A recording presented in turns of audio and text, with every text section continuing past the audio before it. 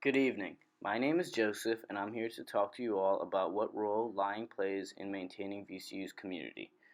Now, to begin, I would like to say lying does indeed have a role in maintaining VCU's community, but my specific instance of lying does not help. Rather, it drives it further away from being maintained.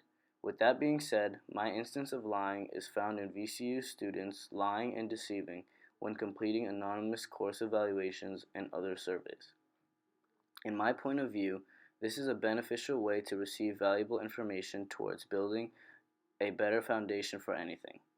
This is because user feedback allows for honest opinions about how the experience was in order to identify parts that need to be fixed or adjusted. Sadly, from personal experience, I can say that with animosity being a part of surveys, students feel there is no reason to give effort in honest completing of these surveys, unless there is a motive in doing so. Now, with when linking this instance to a certain definition of lying, it goes hand in hand with David Livingstone Smith's interpretation. According to Smith, a lie is any form of behavior the function of which is to provide others with false information or deprive them of true information. There is a connection with my instance as every aspect fits right into the definition. The apathetic behavior seen when taking anonymous surveys is providing reviewers with false information and depriving them of information that is actually true to the survey taker. When you further think about it, the behavior you have towards the task is causing you to provide others with false or inaccurate information about what is being asked. Thus, I am arguing that this lie or deception in anonymous surveys has a negative role in maintaining our community. This is significant since surveys are a primary source of feedback for improvement. The inaccuracy of the information provided doesn't help VCU as a school. Now, after seeing this instance through Smith's definition in his Natural Born Liars, he continues to say, I purposefully use the term function rather than intention. In the vocabulary of evolutionary biology, the function of something is that which it has been selected, metaphorically designed to do. This passage further explains how we as humans have functions by evolution that justify some of the things we do. For example, Smith relates this to the bodies of leaf insects. The bugs don't have any intention of deceiving their prey. Rather, it is part of their natural function to camouflage, which is doing the deceiving. In relation to this instance of lying, our natural function as students, specifically when taking surveys, is laziness. Just like for the bugs, we don't intend to be lazy and give these worthless responses on surveys. Instead, it is just our natural reaction to give less effort when given something that isn't meant to benefit us.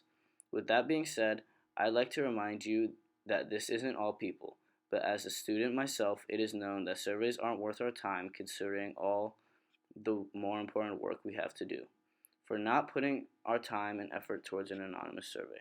This ties into the definition since that function is the source of providing deceptive or false information.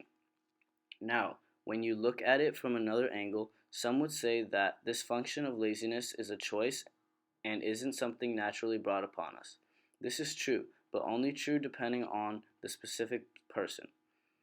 Some may be motivated to complete everything to their best of ability, but especially in this generation, the majority of young adults have too much to focus on, causing us to categorize what is important and what is not.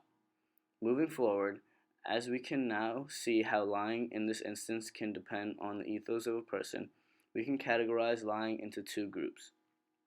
Seen through the works of Sam Harris, ethical transgressions are generally divided into two categories: the bad things we do, acts of commission, and the good things we fail to do, acts of omission. Expanding on this, he goes on further to say, doing something requires energy, and most morally silent actions are associated with conscious intent. Failing to do something can arise purely by circumstance and requires energy to rectify.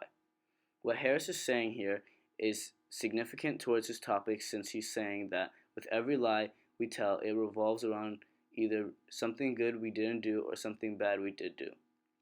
This is either determined from a person's intent or motive. If you are doing something right, it requires at least one of those factors.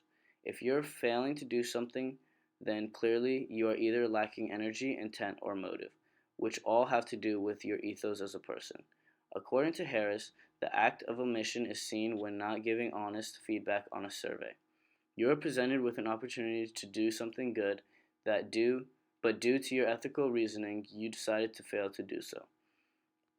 This supports my claim because it says that types of lies are good things we don't do and bad things we do, which in this case is giving honest feedback, a good thing we don't do, and carelessly filling out inaccurate responses, a bad thing we do. Now, let's look at one more text to help us get an understanding of the whole truth when it comes to surveys.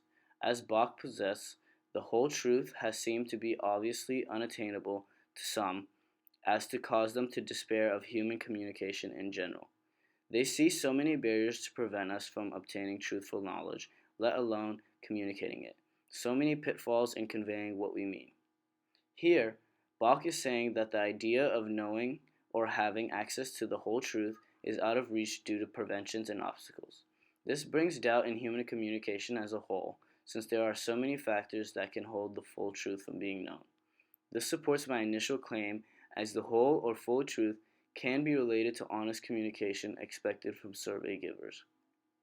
Barriers such as indolence, apathy, hatred, and most importantly, animosity sway a student's responses, making it impossible for a reviewer to know how a student actually felt about a topic or course.